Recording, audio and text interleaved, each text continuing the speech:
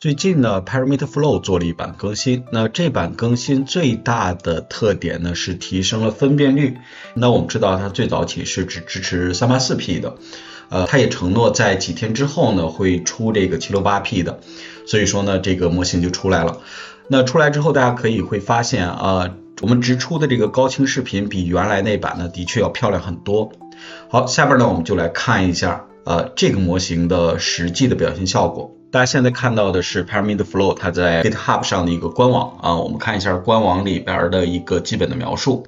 大概在11月13号呢，我们可以看到有这样一段文字。那为了大家看得清楚呢，我现在把它翻译一下。这个信息我们已经了解到了，就是它从 4D3 的一个结构切换到了 Mini Flux， 这样的话呢，我们就可以让生成的速度更快所以说呢，提供了两个模型，一个呢就是 384P 的，那最多呢生成5秒，另外是 768P 的，可以生成到10秒。他在之前的描述当中说，这个 768P 的模型呢会在几天之后出来，那现在这个模型就已经出来了大家呢可以看到，在13号呢它已经发布了这个 Mini Flux 的 768P 的这个模型。那我们要使用它，当然还要借助 K 神的这个第三方的程序。那大家可以看到在这里边其实并没有任何关于这个模型更新的部分那我们还是点开它在爆爆脸上的一个模型仓库，大家会发现这个仓库里边已经多了这两个模型。第一个呢就是 768P BF16 的这个模型，第二个呢是 FP8 的这个模型。那当然大家下载的时候呢，直接下载 FP16 这个就可以了因为呢这个也不是很大，它相比较 Cog5X 和麻薯来讲呢，其实要小很多，但是生成的质量却是相当的，这个呢是这个模型最棒的一个地方。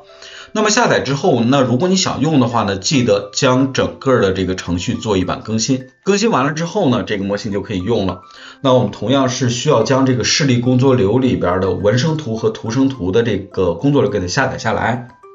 那我们还是先看文生图，点击下载，然后呢我们将下载的这个给它放到 ConfUI 的工作流里边，那大家就可以看到这样一个东西。其实很简单下面呢我们调整一下各个参数，因为它这个是默认的跟你本地的环境不太一样。这样呢我们选择你下载的那个模型，模型下载之后同样放在 Unite 里边也行，放在 Diffuse Model 里边也行那这儿呢我们看一下我们应该用的是这个 768P BF16 对吧，这儿 BF16， 这儿选择 False 就可以然后这个地方呢是我们之前下载过的，就是这个 BF16 的这个版本，注意别选错了是 Parameter 的。然后下边这个地方我们建议大家还是用 FP8 的版本，这个版本就很多了，因为我们不管是在麻薯还是在我们的 Cog5X 里边都有类似的这种东西，大家用的就是K神提供的这个这是正向提示词，同样是东京街头这个熙熙攘攘的人群大概是这么一个场景，别的呢基本上不用去动，关键就是这个地方640乘384我们给它换成 768P， 768P 是多少呢？你注意是1280乘以768，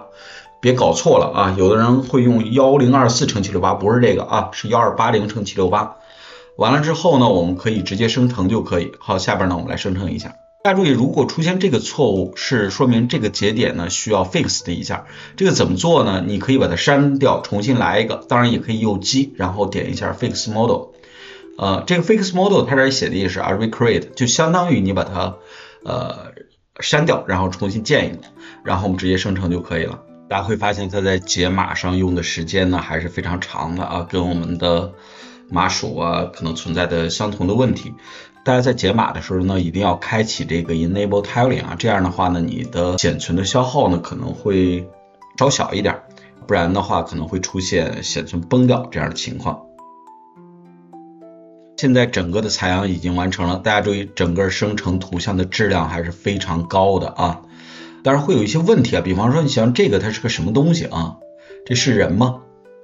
这不知道像这种它可能在生成的时候确实有一些问题，但是你注意主要的人物和构图呢是没有问题的。那熙熙攘攘的人群，大家注意看这个自行车这个地方，这个也是有一些问题的啊。这应该是有一个小孩在骑自行车，这个我声称很多遍啊，都会有一个骑车子或推车子的人出现，而这个人呢，他的确也会出问题啊，这个不知道为啥。当然在这种多主体的视频下边呢，其实生成这种效果呢已经非常棒了啊。你注意这个花瓣飘落的场景也是非常棒的，雪飘落的场景也刻画的非常到位。那下边呢，我们就来看一下这个模型和其他的两个模型啊，我们做一个对比。这两个模型一个是 384P 的 Pyramid，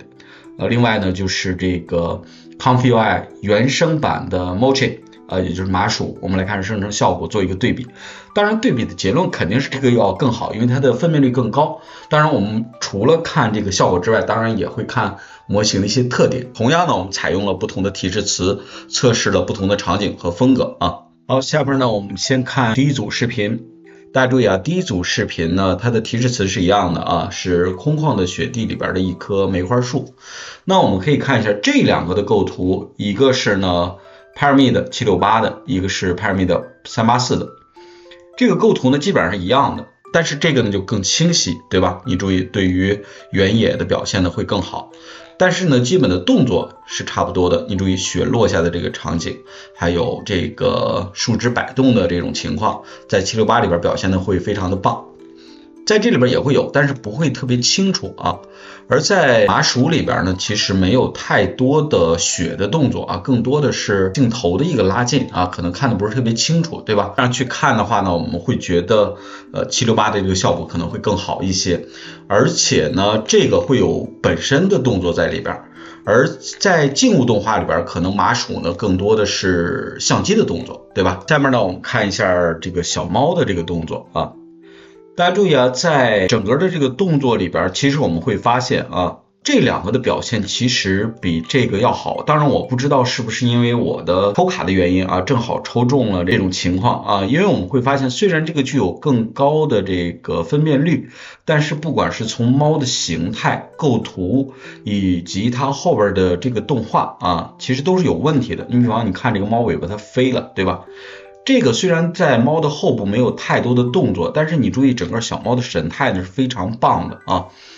而这个作为麻薯的这个标志性的一个场景，我们会发现这个一致性和整个的这种精细程度会更好啊。所以说不是说分辨率越高，那么这个效果就越好，对吧？这组里边肯定我觉得麻薯呢表现要更好一些。下边呢是夕阳当中一个女孩的剪影。大家会发现这两个其实质量是差不多的，当然我们会觉得这个更好，但是太阳在这有一个变形。女孩的动作来讲，两个也差不多啊，可能这个的背景景物呢会更加的精细一些，因为它的分辨率更高。这个来讲的话呢，可能我们看不到太多的这个海面的细节啊，但是沙尘的效果表现的比较棒，女孩的动作也比较自然。就这个来看，我们可能觉得 384P 的这个 Pyramid 可能效果会更好一点啊，因为这儿有一个硬伤，就是它这个太阳会变形，不知道为什么会出现这样的情况啊。大家看一下，这是森林当中的一个女孩啊，我们希望她在森林当中去奔跑，然后穿越整个树林。大家注意啊，在整个的这个里边呢，我个人觉得可能中间这个表现是最棒的。你注意啊，我现在用的这个 768P 啊，可能是一个不完全版本，因为 K 神的扩展并没有提到它已经发布了这版，也有可能它的代码是有一些需要去调整。我们只是说就目前的状态来看，可能这个会更好。这个虽然真实性更高啊，但是整体的美感的确差一些啊。这个色彩的鲜艳程度、精细程度会更高，但是你注意在后几帧明显会有一个变形。就这个人物呢不大对劲啊，色彩呢也有一些退化，这个画面好像马上要糊掉，大家不知道有没有看到这种情况。但是你注意啊，这个呢其实是没有太多的问题的。那我看一下夕阳当中在街头散步的男孩女孩，并且牵着手，这个表现最好的依然是 384P 的 Pyramid Flow。同样也有可能是因为这个版本呢，我现在是一个不完整的啊，所以说会出现这样的问题。这个的硬伤是这个地方啊，大家能看到它其实前后不分，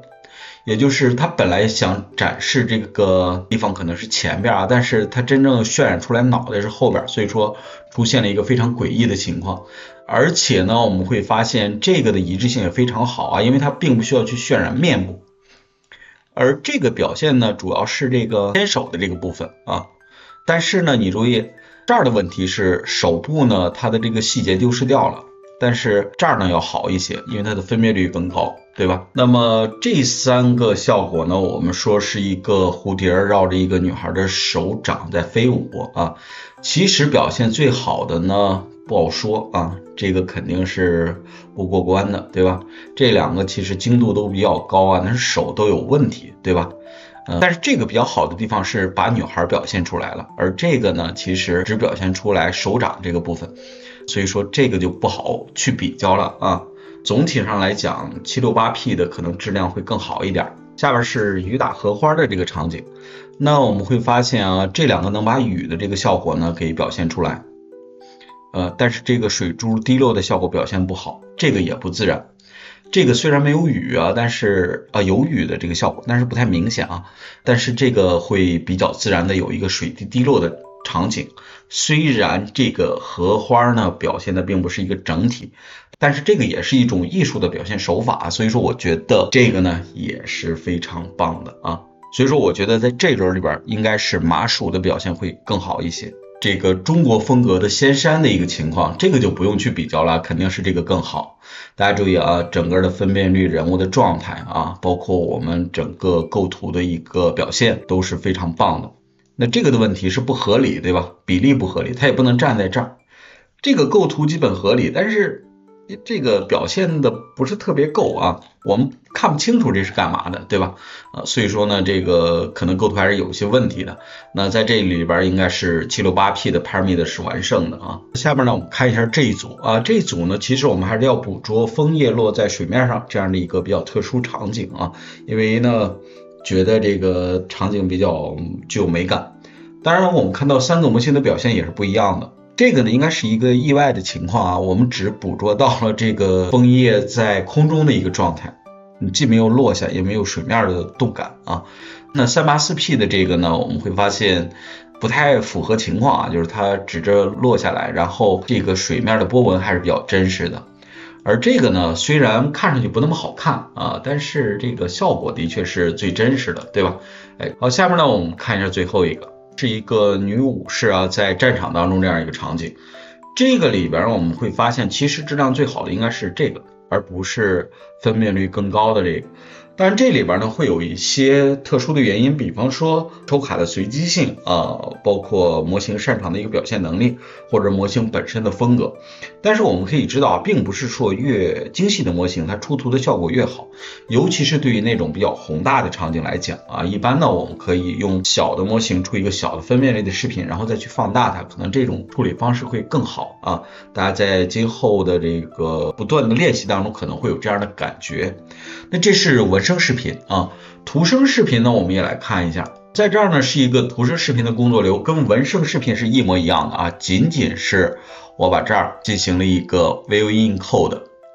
然后呢传到了我们的这个 Sampler 里边啊。注意啊，这个图片的大小是1280×720，而它这儿需要的是1280×768，我这儿就干脆直接给它塞过去一个，然后我将提示词呢给它换成了 A Beautiful Smile Girl， 没有太多的动作描述在里边，我们就看一下它生成的效果到底怎么样。目前在图声视频领域表现最好的应该是 Cogwideo X， 它可以非常好的保证人物的一致性，而麻薯和 Pyramid 呢，其实在人物上呢都会有一些变形，而且这种变形会比较明显。当然作为 Pyramid 最小的一个模型 3. 几个 G 能出来这样的效果呢，我们说已经是非常不错了啊。当然我们最终还是要看它的实用性。那你看它用了高分辨率的这个输出之后，我们是不是能得到一个更好的结果？大家注意啊，现在这个参数呢和文声图也基本上一致，唯一不同的地方是这儿这个 Video Guidance Scale 呢，这儿是4，而那个文声视频里边其实是5。一般也是这样，我们在讲这个一致性的时候，如果是有参考视频的话，这个值呢会稍微的降低一点啊。大家看一下生成的这个效果还是不错的，但是你注意眼睛这种细节的地方依然是有问题的。另外呢，我建议大家可以调一下这儿这个参数啊。为什么这么讲？注意它这儿有一参数叫 First Frame Steps， 我们可以在麻薯的官网上看到类似的代码啊，比方说宽高啊，这是 768P， 这是 384P。在纹生图的时候呢，我们会发现它这儿有一个值叫做 Number in First Steps， 是10、10、10，而这个在图生视频里边是20、20、20。那也就是说，这个应该就是对应着我们这个工作流里边的 Number Frame Steps。那图生视频里边，那既然人家官网是10、10、10啊，所以说你可以把这儿给它改掉试试，10、10、10啊。它中间可能有一空格，那我们可以再生成一遍，我感觉一下看是不是有什么不同。大家看一下啊，那我们改了一下这个参数，总体上来讲的话呢，其实眼部的这个微影还是有的，没有太明显的差别，是吧？所以说这个参数的话呢，我们即便改成官网的，可能这个效果呢也不是特别明显啊，但是呢，尽量呢还是按照官方的这个参数来设置啊。好，这是我们说的这个图生视频的部分。那图生视频呢，其实相对于 384P 呢有了很大的一个提升。那我们可以看到整个的效果呢还是不错的啊。这个呢你需要多测试一下啊，我不知道是不是其他的视频会有问题啊，但是总体上来看，我们测到的这个视频呢还是非常棒的。好，还等什么？赶紧尝试一下目前唯一的一个直出高清视频的模型 Pyramid。好，关注我，做一个懂爱的人。